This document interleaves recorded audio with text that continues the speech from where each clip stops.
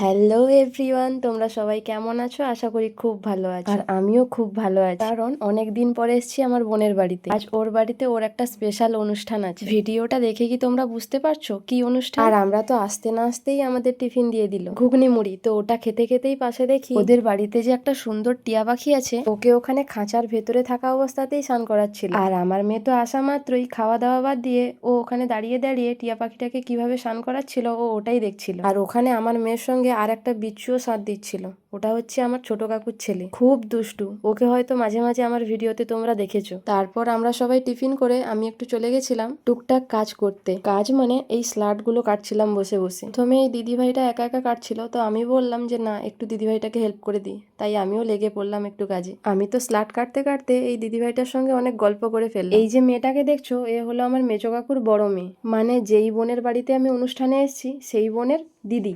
আমার ভাই বোন দুজন, আমি আর আমার ভাই, আর আমার মেজো কাকুর 2 মেয়ে 1 ছেলে। তার মধ্যে ইনি হলেন বড় মেয়ে, আর যার সাধের অনুষ্ঠান হচ্ছে সে হচ্ছে ছোট মেয়ে। আর ওর দুজনের পর এই যে হচ্ছে ভাই। ভাই তো একটু হিরো হিরো স্টাইলের দেখতে, তাই ও আমার ভিডিওতে বেশি আসতে চায় না, কারণ আমার ভিডিও তো অনেক মেয়েরা দেখে।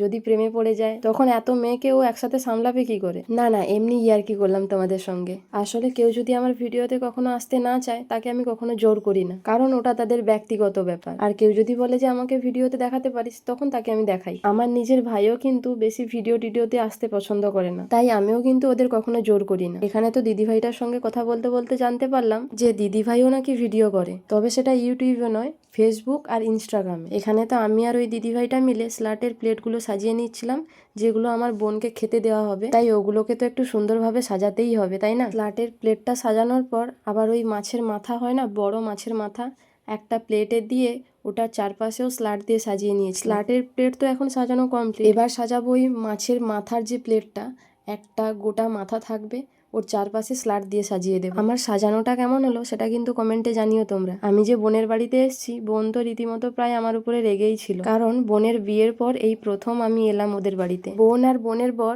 অনেকবারই আমাকে ফোন করে ওদের বাড়িতে ডেকেছিল, কিন্তু তোমাদের দাদা ভাইয়ের কাজের জন্য আমাদের আর সময় হয়ে ওঠেনি ওদের বাড়িতে যাওয়ার। তাই ও একটু রেগে গেছিল আমাদের ওপর। সব জিনিসগুলো সাজিয়ে গুছিয়ে আমরা সবাই মিলে নিচে নিয়ে চলে এলাম, যেখানে আমার বোনকে খেতে দেওয়া হবে। জানো তো, ভিডিওটা এডিট করতে করতে আমার মনে হচ্ছিল আমার সাধের অনুষ্ঠানটায় যদি এরকম কেউ সাজানোর থাকতো। আমার সাধের অনুষ্ঠানে সব সাজানো গোছানো হয়েছিল, শুধুমাত্র যখন আমি এইভাবে ভাত খেতে বসবো তখন এতটাই দেরি হয়ে গেছিল যে সাজানো আর হয়নি। সাজানোর জন্য যত ফুল আনা হয়েছিল সব পড়ে পড়ে নষ্ট হয়েছে। আর এদিকে আমি ছাদে এসে দেখি আমার মেয়ে তো তার দাদু ভাই আর দিদুনের সঙ্গে খেতে বসে পড়েছে।